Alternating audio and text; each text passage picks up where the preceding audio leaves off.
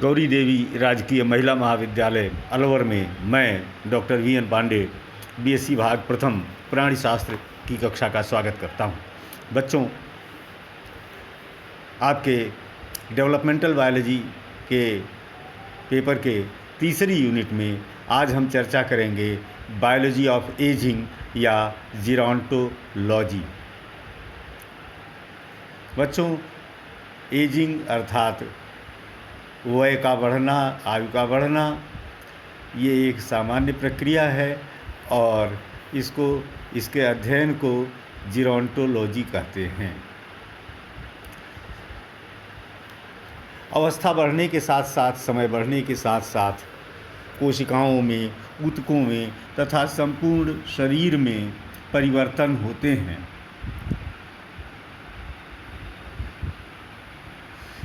अगर मनुष्य में देखें तो इंडिविजुअल की कार्य क्षमताएँ प्रारंभ में बढ़नी प्रारंभ होती हैं, लगभग 25 वर्ष की अवस्था तक बढ़ती रहती हैं और 25 या 30 वर्ष की अवस्था के बाद सामर्थ्य कम होने लगती है।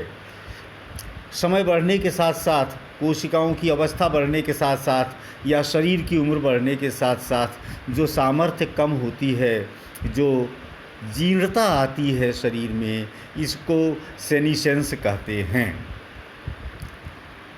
तो सबसे पहले देखते हैं कि एजिंग के क्या प्रभाव होते हैं। काल का प्रभाव, काल प्रभावन या अवस्था का प्रभाव दो लेवल्स पर देख सकते हैं। एक तो पूरे शरीर पर होने वाला प्रभाव और दूसरा कोशिकाओं पर होने वाला प्रभाव।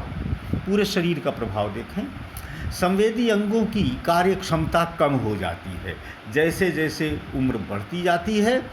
30 वर्ष के बाद की हमने बात की, संवेदी अंग कम काम करने लगते हैं। आँख, नाक, कान, जिह्वा, इन सभी की संवेदनशीलता समाप्त हो जाती है या कम हो जाती है। त्वचा में बहुत सी झुर्रियाँ बन जाती हैं क्योंकि कोलेजन और वसा का प्रोफाइल बदल जाता है।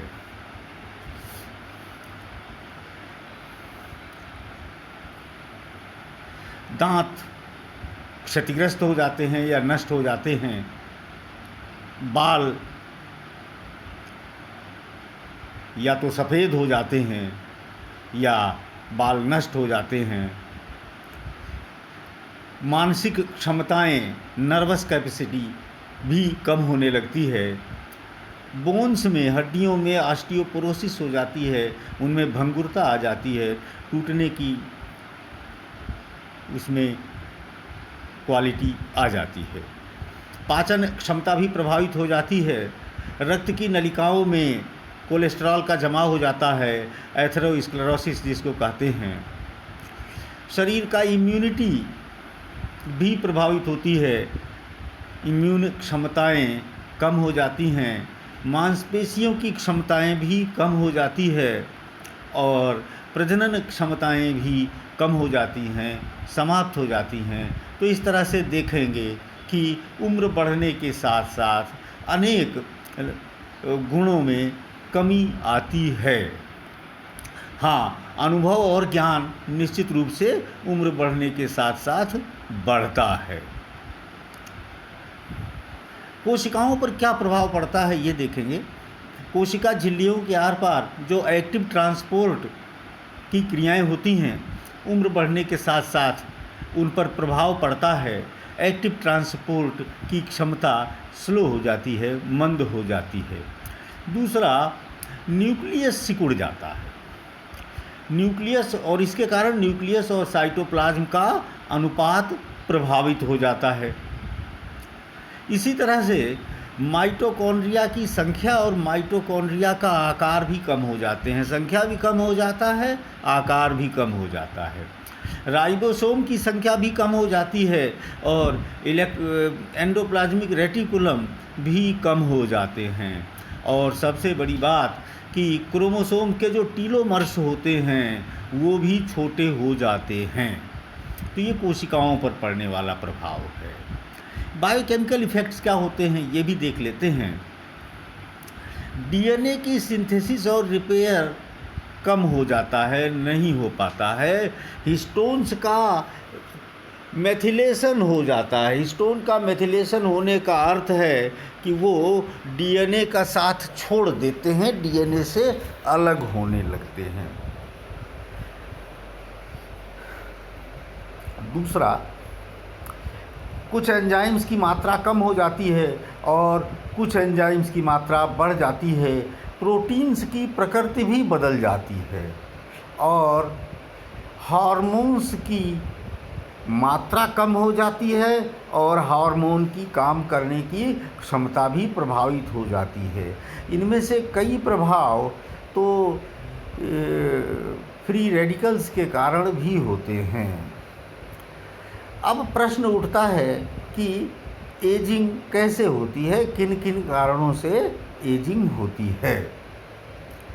तो इनकी कुछ थ्योरीज दी गई हैं। अभी कोई भी एक थ्योरी ऐसी नहीं है जिसको हम स्पष्ट रूप से कह सकें कि यही एजिंग का कारण है। तो कुछ थ्योरीज दी गई हैं जिनका यहाँ जिक्र करेंगे। सबसे पहले प्रोग्राम्ड जीन थ्योरी।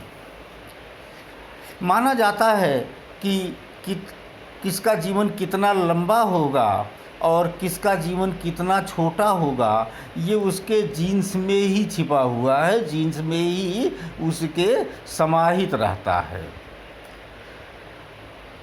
और इसका व्यावहारिक देख भी सकते हैं कि प्रत्येक स्पीशीज़ के लिए अलग अलग आयु सीमाएँ लगभग निर्धारित हैं। जैसे मनुष्य है तो 80 वर्ष तक, 100 वर्ष तक जीवित रह जाता है, लेकिन एक कुत्ता है तो वो 10 वर्ष 15 वर्ष ही जीवित रह पाता है। अर्थात उसके जीन्स में ही ये सूचना निहित है कि उसको कितने वर्ष जीवित रहना है। ये माना जाता है कि एक ही स्पीशीज़ के अलग अलग जीवों में भी उनके जीन्स में ये सूचना कोड में रहती है, जेनेटिक कोड के रूप में, कि उन्हें कितने समय तक जीवित रहना है। तो इस थ्योरी के अनुसार कि एक समय विशेष पर वो डेथ वाले जीन्स होते हैं, वो जीन्स सक्रिय हो जाते हैं और उसके कारण डेथ हो जाती है। यही जीन्स ही उम्र बढ़ाने के लिए उत्तरदायी हैं और सेनिसेंस वो अवस्था कहलाती है जब उम्र बढ़ने के साथ साथ कार्य क्षमता में कमी दिखाई देने लगती है। तो इस तरह से माना जाता है कि विभिन्न जीन्स के स्विच ऑन होने से या स्विच ऑफ होने से शरीर का बायोलॉजिकल क्लॉक रेगुलेट होता है और ये बायोलॉजिकल क्लॉक ही शरीर की पूरी बायोकेमिकल क्रियाओं का नियंत्रक है। समस्त बायोकेमिकल क्रियाएं इसी से नियंत्रित होती हैं, हार्मोन्स भी इन्हीं से नियंत्रित होते हैं। तो इस तरह से ये माना जाता है कि ये जीन निर्धारित समय पर स्विच ऑन होकर के या स्विच ऑफ होकर के हार्मोन्स के स्राव को नियंत्रित करते हैं, जिसके कारण शरीर का बायोकेमिकल वातावरण प्रभावित होता है और जिसके कारण एजिंग या उम्र बढ़ने की प्रक्रिया होती है। इसी तरह से इम्यून सिस्टम भी जीन्स के द्वारा ही नियंत्रित होता है और ये माना जाता है कि जीन्स के सक्रिय होने से या नहीं सक्रिय होने से इम्यून सिस्टम की कार्य क्षमता कम हो जाती है और इम्यून सिस्टम जब कमज़ोर हो जाता है तो उसके परिणाम स्वरूप रोग आदि भी घेर लेते हैं। तो ये जेनेटिक थ्योरी है जिसमें माना जाता है कि जीन ही जीवन की अवस्था बढ़ने के लिए उत्तरदायी हैं। दूसरी थ्योरी कहती है डैमेज और error, damage and error theory. इसका जो कॉन्सेप्ट है वो ये है कि समय बढ़ने के साथ साथ कोशिकाओं में डैमेज होता है, उनमें सामान्य टूट फूट की क्रियाएं होने लगती हैं। साथ ही साथ जो डीएनए का रेप्लिकेशन या ट्रांसक्रिप्शन होता है उनमें गलतियां होने लगती हैं और अगर डीएनए के न्यूक्लियोटाइड में गलतियां हो जाएं तो वो निश्चित रूप से शरीर पर नकारात्मक प्रभाव डालने लगती हैं। तो इस तरह से कोशिकाओं के जो महत्वपूर्ण भाग हैं वो समय के साथ साथ नष्ट होने लगते हैं, टूट फूट होने लगती है, उनके रिपेयर में गलतियां होने लगती हैं या रिपेयर नहीं हो पाता और परिणाम स्वरूप एजिंग या वयस बढ़ने की प्रक्रिया होती है। इसी से जुड़ा हुआ है टीलोमर्स का धीरे धीरे छोटा होना। और जैसा अभी मैंने कहा कि अगर डीएनए के रेप्लिकेशन में या ट्रांसक्रिप्शन में गलती हो जाए तो ये छोटी छोटी गलतियाँ, एक एक न्यूक्लियोटाइड की गलती भी मान लीजिए होती रहे तो धीरे धीरे करके ये गलतियाँ इकट्ठा हो जाती हैं और बड़ी कमी का कारण बनती हैं। तो इस तरह से एजिंग का दूसरा कारण होने वाली सामान्य टूट फूट और रिपेयर की गलतियाँ या रिपेयर नहीं हो पाना। एक अवस्था ये भी आ सकती है कि रिपेयर ही ना हो पावे, तो रिपेयर नहीं हो पाना या टूट फूट, ये एक कारण है। तीसरा कारण मेटाबॉलिक वेस्ट थ्योरी है। बच्चों, शरीर में बहुत सी क्रियाएं निरंतर होती रहती हैं, बायोकेमिकल क्रियाएं। इन बायोकेमिकल क्रियाओं में बहुत से अणु टूटते हैं, बहुत से नए अणु बनते हैं। ये निर्माण और विघटन की क्रिया निरंतर शरीर में चलती रहती है। जो ये क्रियाएं होती हैं इनमें कई वेस्ट प्रोडक्ट्स भी बनते हैं, ऐसे पदार्थ जिनकी शरीर में उपयोगिता नहीं रह जाती।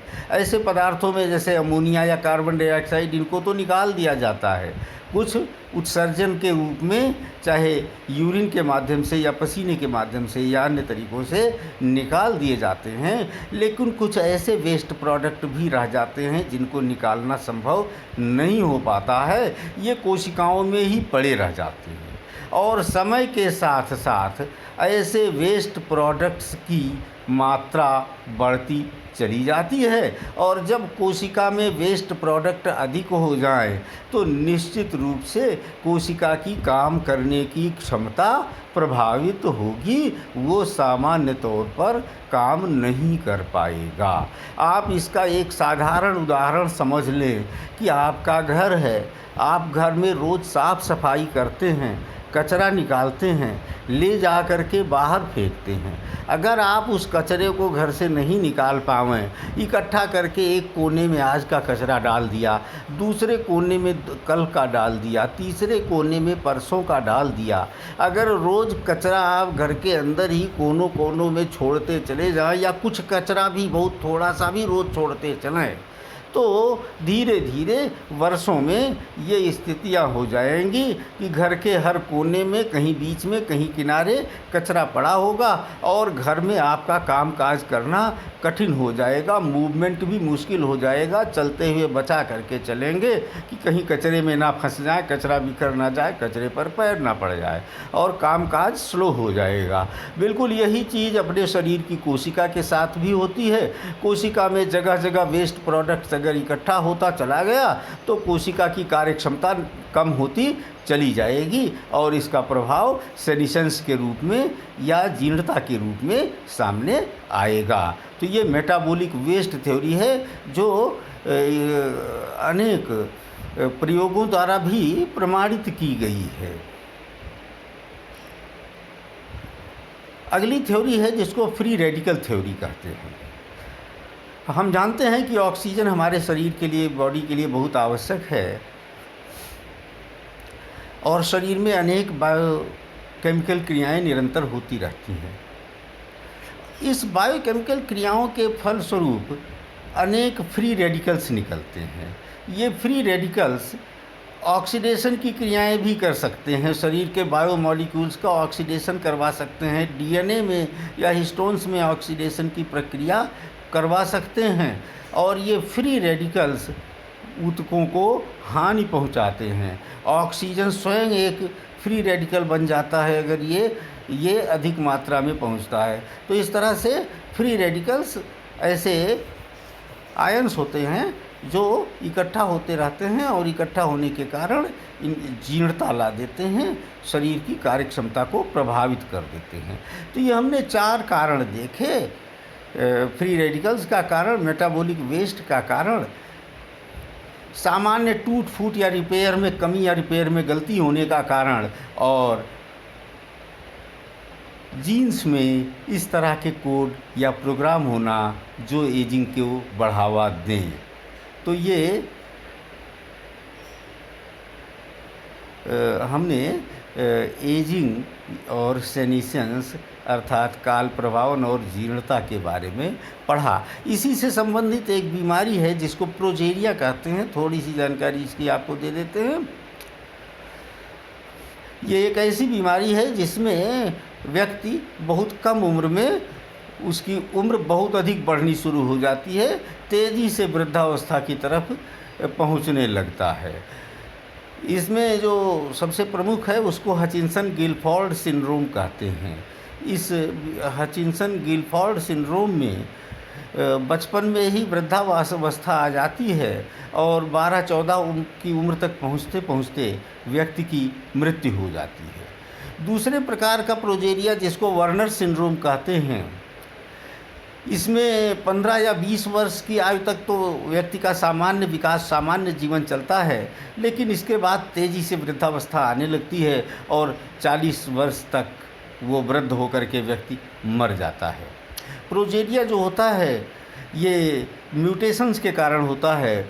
जीन्स में म्यूटेशन हो जाते हैं जिसके कारण ये प्रोजेरिया उत्पन्न होता है और इसके कारण कोशिकाओं के न्यूक्लियस की संरचना प्रभावित हो जाती है। न्यूक्लियस की संरचना प्रभावित हो जाने के कारण कोशिकाओं का विभाजन नहीं हो पाता है और विभाजन नहीं होना ही वृद्धावस्था की तरफ पहुंचने का संकेत है। ये भी ध्यान रखना है, ये आनुवंशिक नहीं होता है क्योंकि म्यूटेशंस हैं और म्यूटेशन के कारण ये होता है। तो बच्चों धन्यवाद। ये आप पढ़ेंगे, कोई समस्या आएगी तो पूछेंगे।